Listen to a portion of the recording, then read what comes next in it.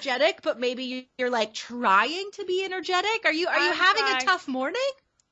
It's a Friday, man. It's a Friday afternoon. I'm a little tired, but we all get tired on Fridays, right? True. Hopefully. How about you? Hopefully you what? Hopefully you won't have to work this weekend, because I know it's hard to quit working. It's hard to quit working. No work this weekend. How's your weekend going to be? What are you going to do this weekend, Jessica? Well, I'm still not walking, so I'm going to watch some Netflix, finish a comic book, work on some writing projects.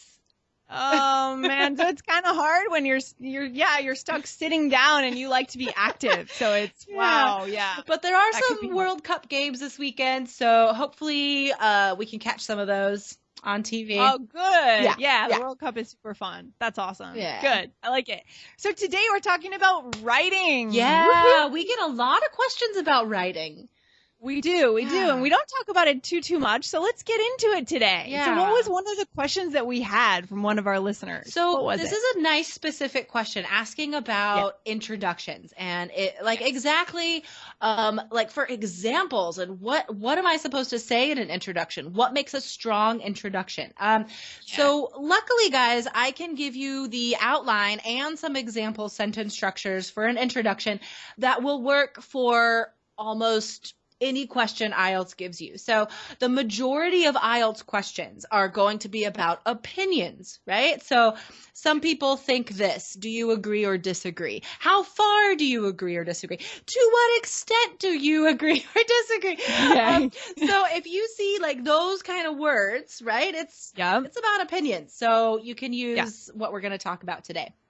Okay. And just to throw in one thing, guys, we love very specific questions. So if you guys have other specific questions about writing or about any part of the test, just email me at lindsay@allearsenglish.com and give us your specific questions so that we can answer them on this show. Yeah. All right, Jessica, let's get into the nitty gritty. Let's do it. Cool. So writing is my favorite thing to teach, honestly. I love talking about writing. Maybe that's why in our 3 Keys IELTS course, the writing module is like the biggest. It's pretty big. Because it's in depth. I love it. It's in depth. Yeah. It tells you everything you need to know. It's also because we know that you guys struggle with writing the most, right? That's probably the biggest struggle for a lot of our listeners. And that's why that module in our course is so deep and gives you guys the tools that you really need. Yeah. So no matter what kind of question, writing task 1, writing task 2, all the sentence structures, vocabulary, example questions, example essays, everything is there. So it has to be big. Anyway. Exactly. You got it. All right. All right. So introductions. Okay. You want to remember that an IELTS essay is not that long. Okay. It's not. It's like 250 words, right? That's tiny, actually. It's pretty small. It's tiny. Yeah. So 4 paragraphs are good. I know some teachers talk about 5 paragraph, even 6 paragraph essay. That doesn't work for IELTS. Okay. Doesn't work. Okay. So that's important. That's another reason why we really need an IELTS professional when we prepare, right? Because I could see, I know that some of our listeners, someone I was emailing with this morning is working with a teacher who doesn't know IELTS. And he knows that the teacher doesn't know IELTS. And the teacher may be teaching him the 5 paragraph essay, and that's completely wrong. Yeah. Right? I guess you could make it work, but it would be difficult, Yeah. So my goal is for students to have easy tools and systems that will always work on the test. Like these other things, like sure, maybe you can write a 5 paragraph essay, but oh my gosh, that's so hard. And that's going to work for like one question. I don't know.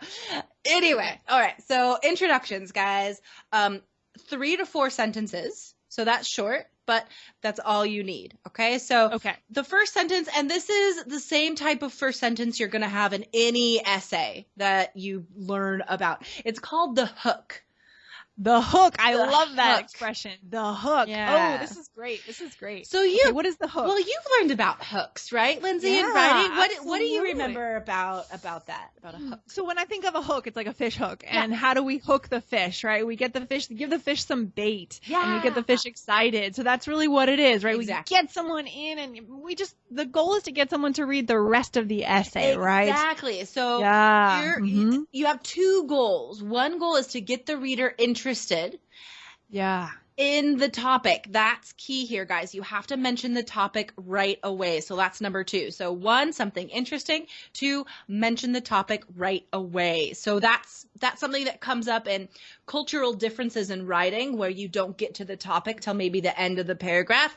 That's something that we've talked about, right? Just getting another episode. So if you guys want to hear about that topic of cultural differences in writing, you should go to IELTS.allearsenglish.com and type in culture and writing, and you'll find that. But that was an interesting episode. Yeah, so get to the topic right away. So, for example, if the topic is some people believe that physical spaces of libraries will become obsolete in the future. We will not need libraries in the future. Do you agree or disagree? So the topic is libraries disappearing, right? Right. 2 words. So you could say, let's see. The issue of libraries disappearing has been a hot topic in the news recently, or something. Right. Hotly debated in the news. Yeah. Exactly. So you can use these words like hot topic or controversial. The hook can do 3 things. 1, you could give an interesting statistic, like just make it up. You could say, just make it up. 3 out of 10 libraries closed last year across the country. And again, just to go back to that again, it might be surprising for our listeners that we can actually make up statistics, because there's nowhere else that we can do that. So we just want to reiterate that, guys. We know that you don't have the internet in front of you, right? Exactly. You don't have a book. You have no choice. Really, you have no choice but to estimate and guesstimate a statistic, or just make it up. Exactly. I mean, it's tough that you are asked to write an academic essay without academic resources, Right, exactly. And we know that. The examiners know that. So you can make stuff up. In fact, I have great fun like making up stuff like that and reading things that students make up. I think it's great. It shows flexibility and creativity. Creativity, and thinking outside of the box. Absolutely. Exactly. Okay, so make it up if you don't have a stat, which we don't memorize statistics. Yeah. Right. I know, like 1,000 different topics. So, so make up a statistic. So, for example, 4 out of 10 libraries closed across the country last year. It could be like a surprising fact about it, like the library in my hometown recently sold or donated all of its books to charity or something because it will close. I don't know. Just like short story. So again, something kind of shocking, kind of surprising, kind of interesting. But having said that, guys, if that is difficult for you, if that idea doesn't come to you right away, don't worry, okay? This is the easiest way to start your essay, and it's also very effective. Just give a short general history about the topic, okay? So libraries, for example. The topic of library closures has been in the news recently. That's it. That's all you have to say. That's all. 1 sentence. Yeah. Very simple. Okay, and that can be instead of the hook, or that can be in addition to the hook? No, that's the hook. Oh, that is the hook. Okay, that can be. Okay. Yeah, just introducing the topic. So those are your 3 choices, right? Statistic, something surprising, short history. Okay, perfect. Right? Perfect. And then you want to introduce the 2 different opinions about the topic. So you can do this in 1 sentence and just memorize this sentence structure, guys. Some people are of the opinion that libraries will close in the near future, semicolon, however, other people feel, or I feel, you could use your own opinion there, that's fine. However, other people disagree, or however, I disagree.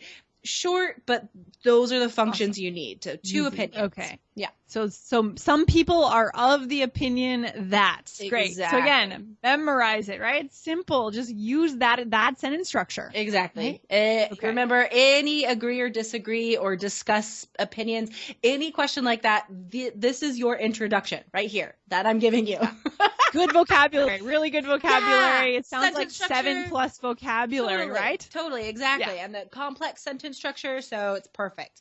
It is complex. And then the last sentence of the introduction, of course, is the thesis statement. And students freak out about this.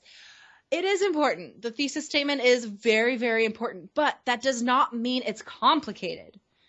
You know what I mean? So like, how do we create that? How do we do it? Yeah. So in IELTS, again, very short essay, keep it a short, simple, clear sentence. So all you say is, in this essay, I will discuss both opinions. Or in this essay, I will discuss why libraries will disappear. Just say exactly what you're going to talk about. Okay, easy. So it is really straightforward. So don't make it more complicated than it has to be. Exactly. I think for a while when I was teaching writing in Taiwan, for some reason I was really focused on having like these flowery, amazing thesis statements. And, eventually I was like, first of all, it's hard to learn. Too much. And second of all, it's not going to get you a better grade. Yeah. It's one sentence. Right. And flowery language, again, is too much. Here in the U.S., we don't really like flowery language. True. And short essay, be clear and to the point. So if I know this sounds very simple, it should be simple, but the introduction I've described to you has everything you need to get that 7 or higher. It addresses the question, good vocab, good grammar, very organized. It's perfect. Where you're going to have like really specific examples and amazing vocabulary, that's in the body. And we're going to get to that one in a different episode, right? Exactly. We don't want to go too far over, but today we've talked about the introduction, and it really is simple, right? There are just 3 aspects of it, right? Exactly. So the first part was, one more time, just to sum up, the first part of the introduction. So number 1, hook. Number 2, 2 opinions. Introduce both opinions. And number 3, thesis statement. Short and simple.